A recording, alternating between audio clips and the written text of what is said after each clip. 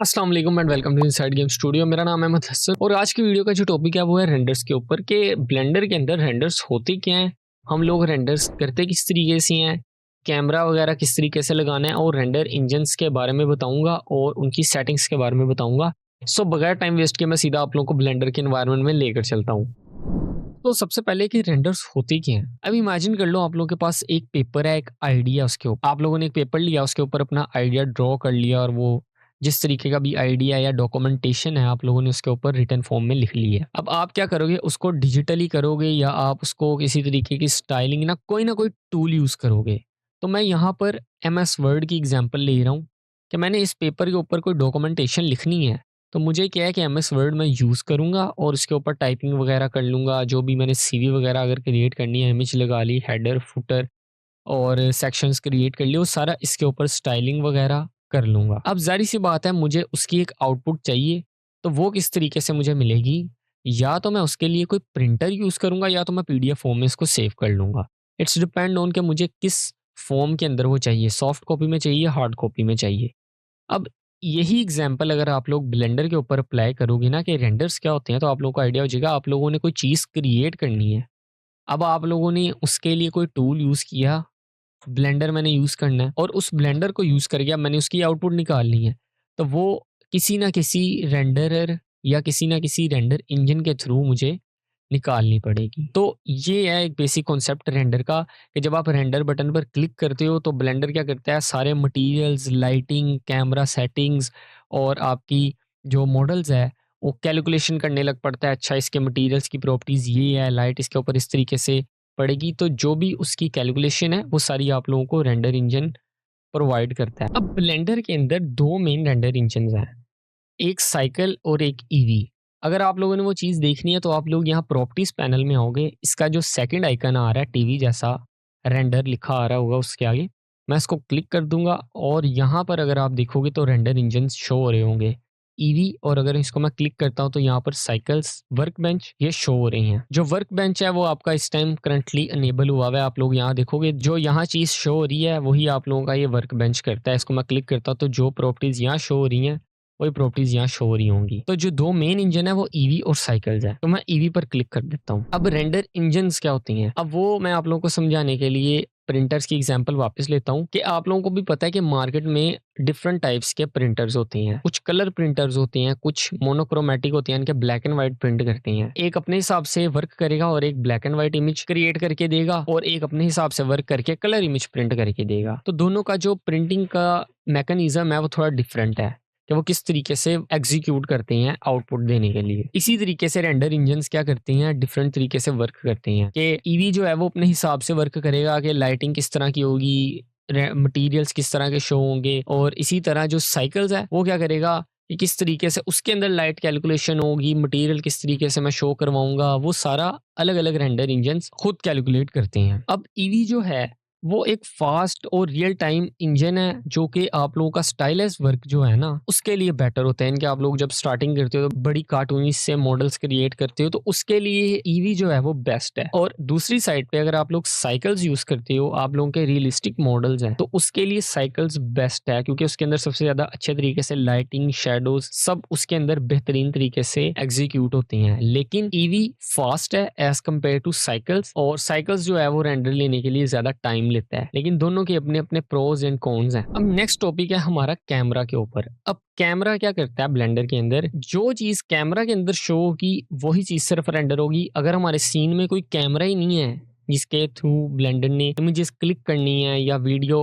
Generate करनी है, camera ही नहीं है, तो ब्लेंडर आप लोगों को एक एरर मैसेज दे देगा कि आप लोगों के पास सीन के अंदर कोई कैमरा ही नहीं है। तो कैमरा ऐड करने के लिए शिफ्ट ए और यहाँ पर आकर कैमरा पर क्लिक कर दूंगा और मेरा यहाँ पर कैमरा ऐड हो जाएगा। अगर मैंने इस कैमरा व्यू में देखना है कि क्या शो हो रहा है मुझे, तो मैं यहाँ नंबर पैड से 0 प्रेस करूंगा तो मैं इस कैमरा व्यू में चले जाऊंगा, और अगर मैं दोबारा 0 प्रेस करूंगा तो मैं इस कैमरा व्यू से आउट हो जाऊंगा।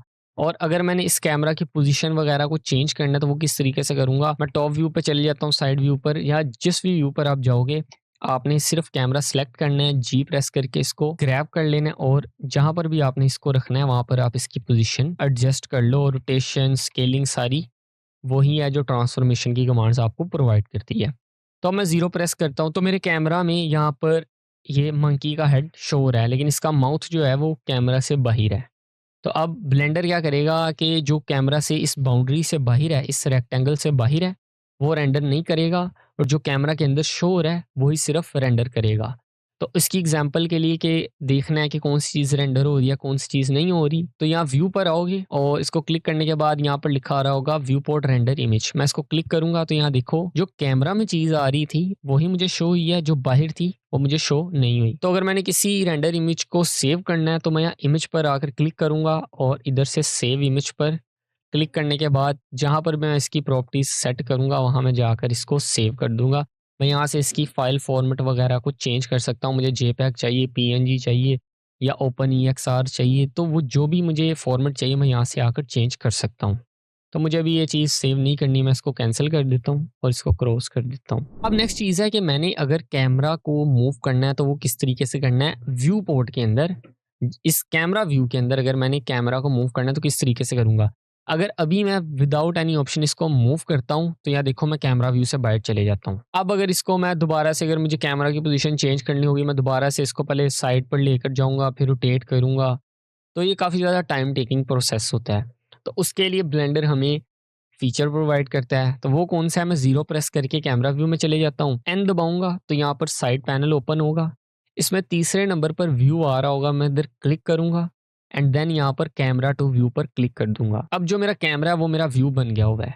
तो अगर मैं अब कैमरा मूव करता हूँ तो मैं बड़े आराम से यहाँ पर चीज़ एडजस्ट कर सकता हूँ कि मेरे कैमरे के अंदर कौन-कौन सी है। और जब मेरा कैमरा व्यू सही हो जाए, या तो मैं ज़ीरो प्रेस करके बाहर आ जाऊँगा या फिर मैं इसको कैमरा टू व्यू को ऑफ कर दूँगा। और अब अगर मैं बाहर आऊँगा, कैमरा से मूव करूँगा तो वो ऑटोमेटिकली मैं उस कैमरा से आउट हो जाऊँगा। सो नेक्स्ट चीज़ है कि अब हमने कैमरा की सेटिंग्स को चेंज करना है। तो वो किस तरीके से करना है कि मैंने कैमरा की फोकल लेंथ चेंज करनी है, मैंने कैमरा की डेप्थ ऑफ फील्ड है, मैंने कैमरा के अंदर जो चीज़ मुझे शो नहीं हो रही उसको कैंसिल कर दो। वो सारी जो ऑप्शन है वो कहाँ से इनेबल करनी है, आपने अपना कैमरा सेलेक्ट करना है और यहाँ लास्ट पे आपको कैमरा का आइकन नज़र आ रहा होगा। मैं इसको क्लिक करूँगा और उसके बाद यहाँ देखो आपके पास बंच ऑफ ऑप्शन आ जाती हैं जो हमें ब्लेंडर प्रोवाइड करता है कैमरा के लिए। मैं इधर से इसकी फोकल लेंथ चेंज कर सकता हूँ, ठीक है। मैं कैमरा की टाइप चेंज कर सकता हूँ कि मुझे ऑर्थोग्राफिक चाहिए, मुझे पैनोरामिक चाहिए, मुझे पर्सपेक्टिव चाहिए, मैं यहाँ से चेंज कर सकता हूँ। शिफ्टिंग वगैरह है, मुझे डेप्थ ऑफ फील्ड चाहिए, मैं इसको ऑन ऑफ कर सकता हूँ, यहाँ से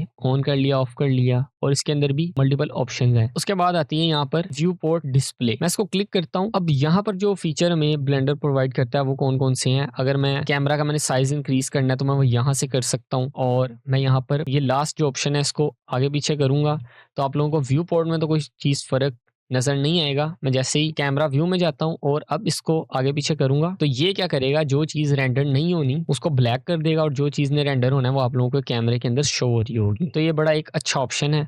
उसके बाद आती है कंपोजिशन गाइड्स, ये उनके लिए है जो ब्लेंडर के अंदर सिनेमेटोग्राफी करती हैं और उन्हें रियल लाइफ कंपोजिशन गाइड्स के बारे में आइडिया होता है। तो मैं यहाँ क्लिक करता हूँ किसी एक पर, तो आप लोगों को आइडिया हो जाएगा। यहाँ पर ग्रिड सी आ गई है, या थ्रेड्स के ऊपर अगर मैंने किया क्लिक, सेंटर करता हूँ तो कौन सी चीज़ ऑब्जेक्ट के सेंटर में है वो यहाँ पर मुझे चीज़ शो हो जाएगी।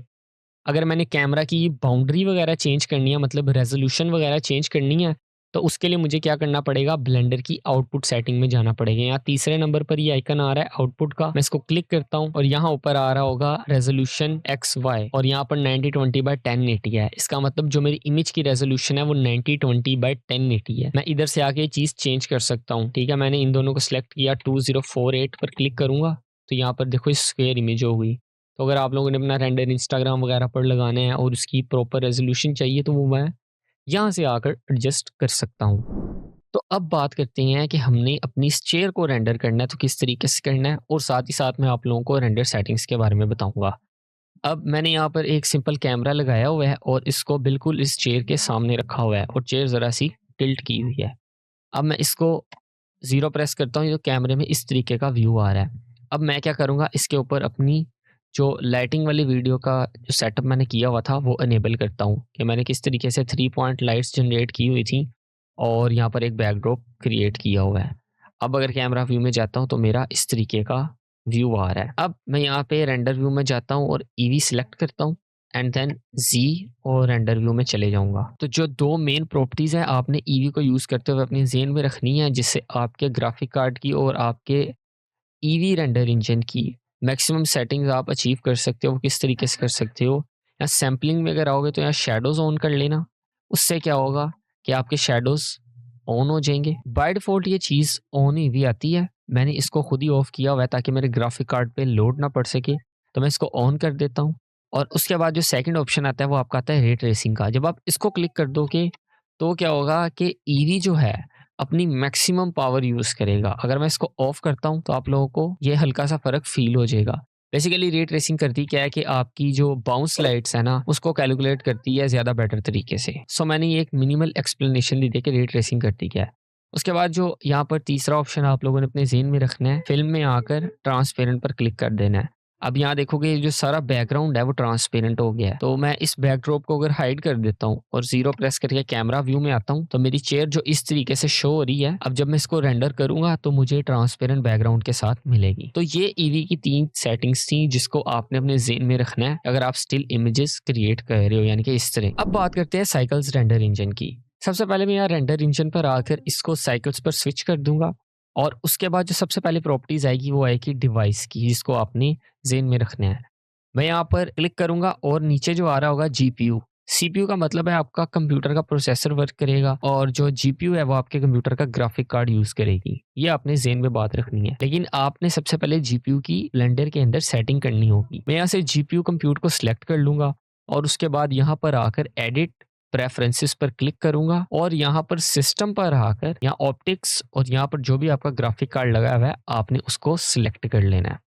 सिलेक्ट करने के बाद आपने यहाँ पर इन 3 लाइन्स पर क्लिक करके इसको सेव प्रेफरेंसेस कर देना है और इसको क्रॉस कर लेना है। जो नेक्स्ट चीज़ आपने ज़हन में रखनी है वो आती है सैम्पलिंग। अब मैं आप लोगों को सैम्पलिंग जो है वो सबसे ईज़िएस्ट वे में समझाऊँगा। सैम्पलिंग क्या करेगी, यहाँ पर देखो 2 तरह की सैम्पलिंग आ रही है। एक आ रही है व्यू पोर्ट वाली और एक आ रही है रेंडर वाली। अब सैम्पलिंग होती क्या है?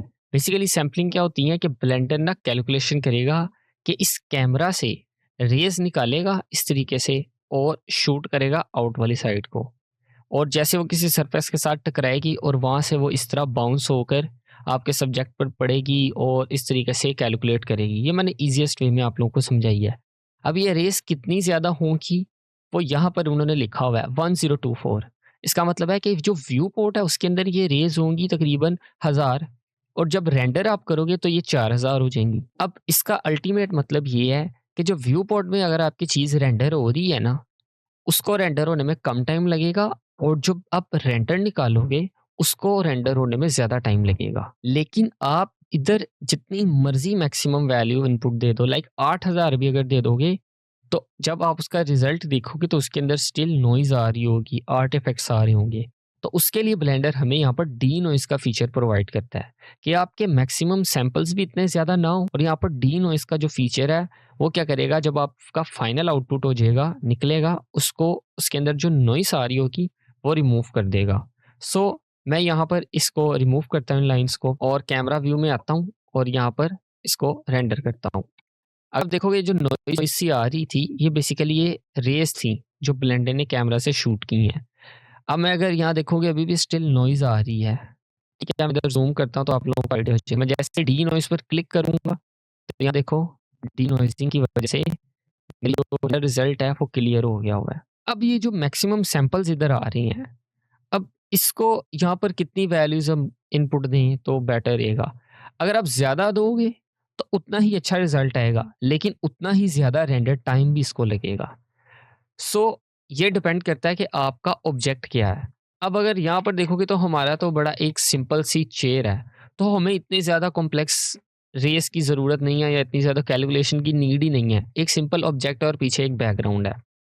मैं इधर डी नॉइज़ का फीचर ऑन करके यहाँ पर 50 सैंपल्स ऐड कर देता हूँ और यहाँ पर भी 50 सैंपल्स ऐड कर देता हूँ। मैंने व्यू पोर्ट वाले जो सैंपल्स थे वो भी सेम रखे हैं और जो आउटपुट रेंडर वाले सैंपल्स हैं वो भी सेम रख दी हुई हैं।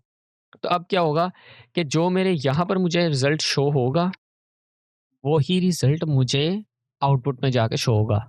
अब जो यहाँ नेक्स्ट प्रॉपर्टी है वो सेम वही फ़िल्म वाली है। मैं इसको क्लिक करता हूँ और यहाँ पर ट्रांसपेरेंट पर अगर क्लिक कर दूँगा, तो मेरा इस तरीके से बैकग्राउंड ट्रांसपेरेंट हो जाएगा और मुझे फुल ट्रांसपेरेंसी साइड से शो होने लग पड़ेगी। अब मुझे ट्रांसपेरेंसी नहीं चाहिए क्योंकि मेरे पास एक सिंपल चेयर और बैकड्रॉप है।